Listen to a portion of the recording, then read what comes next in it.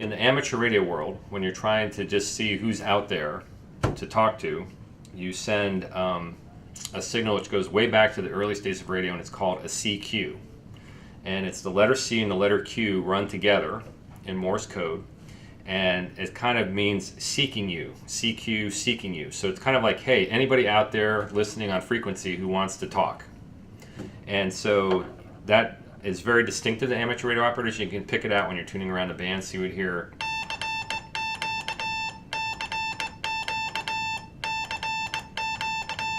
When I was a kid and got my license, I was about between the 8th and 9th grade. So this is about 1975. And in those days, you had to know Morse code in addition, because that was the International Telecommunications Union.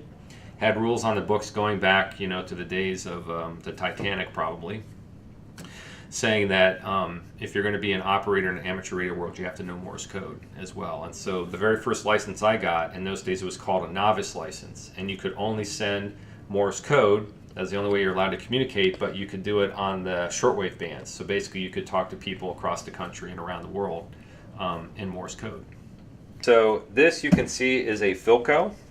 And so this actually is a radio that was manufactured in 1936, and I'm assuming some family used this as their main form of entertainment. I got it from an amateur radio flea market, kind of a little convention.